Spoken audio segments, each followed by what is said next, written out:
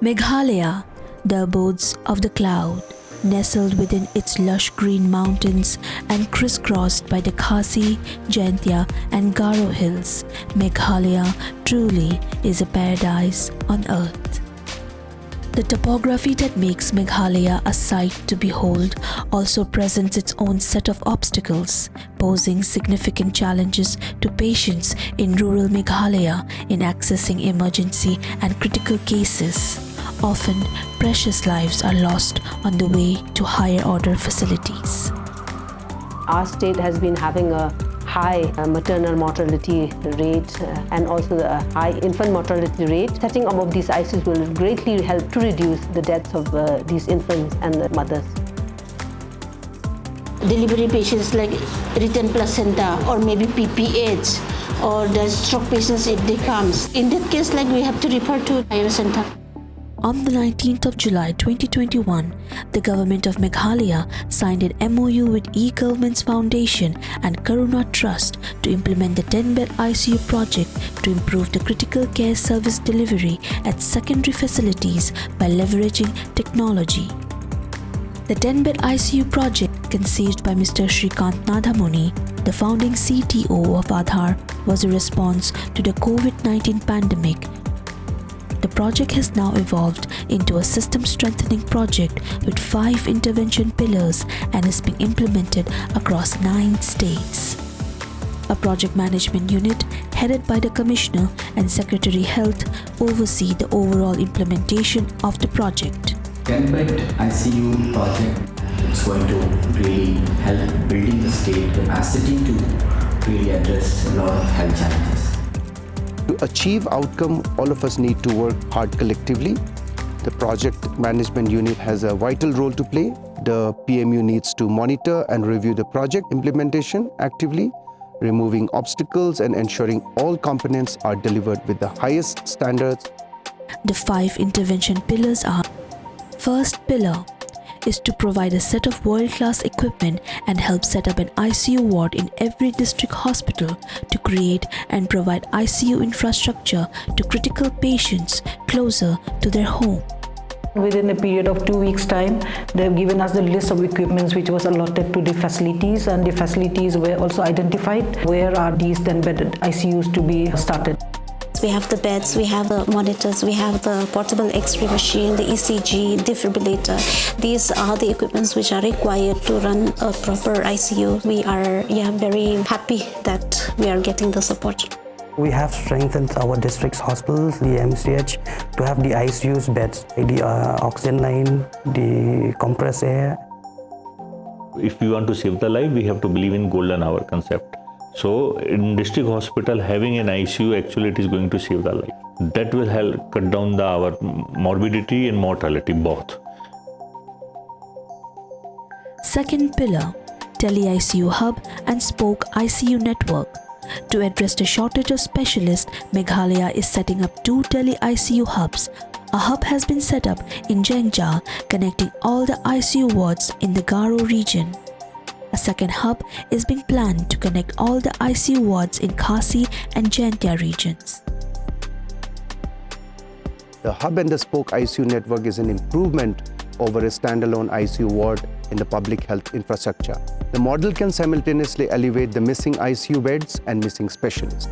It will develop the capability of the hospitals at remote locations to handle more complex cases.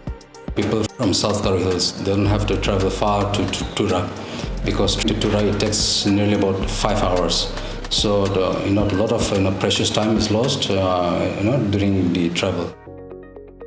With the implementation of this tele-ICU, cases referred from the other district will be less. The real-time 24/7 care where we can directly interact with the medical officers providing care and even have a look at the status of the patient. For example, if you have a head injury, we can even look at the pupils to see how the pupils are reacting, and minute-to-minute real-time care. That is what the value addition of a 10-bed ICU will bring us. We have tried our level best to give the best connectivity. With this application in place and with the better connectivity in place, so many patients can be saved. Third pillar, training and capacity building. Training and capacity building is an important pillar for building the capability to handle complex cases. In collaboration with Hub Hospital and resource organizations, we provide rigorous training on BLS, ACLS and ATLS for the doctors and nurses of spoke hospitals. training ni ko bang batas kian ni kon kita pira na mana ha jekai heart attack o anchumara ki handle kana nanga unbaksana bang bata changon bisarang shock ngen sem ode ba mera ke angen bronchial asthma wanda ke banga sabi sirango anchumara ki critical care ko nanga. We also provide training on medical equipment such as use of ventilator, ABG, monitor and defibrillator. We provide rigorous training on use of care technology platform, hands-on session on tele-ICU consultation, data entry and analytics. Also weekly refresher sessions, new updates and user feedback sessions are organized. Fourth pillar, care technology platform. The care platform that hosts the tele-ICU is a robust technology platform recognized by the United Nations as the 50th digital public good. It has several modules such as patient management module, clinical management module, provider management module, asset management module, facility management module, and inventory management module. Care is now ABDM compliant, introducing a seamless generation of on-demand Aadhaar IDs for unregistered patients in the Ayushman Bharat Digital Mission Registry.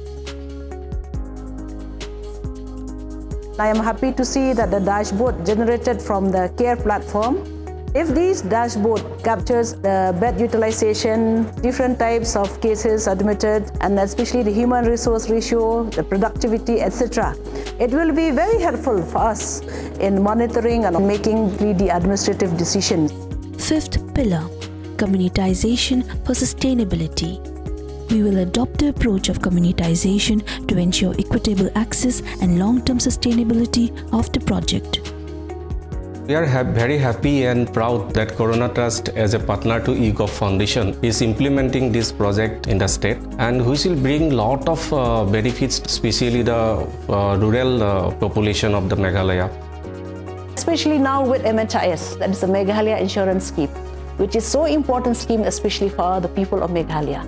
You can avail all the services, and through that card, the Hospital Management Society will be able to generate the fund, and the fund subsequently you will be able to use and upgrade the ICU and for procurement of other equipments. I would like to thank the state government, the health department, our hub and spoke hospitals, the doctors and nurses, our partners, and everyone has been together with us since the beginning and helping us initiating this project and making the vision into a reality.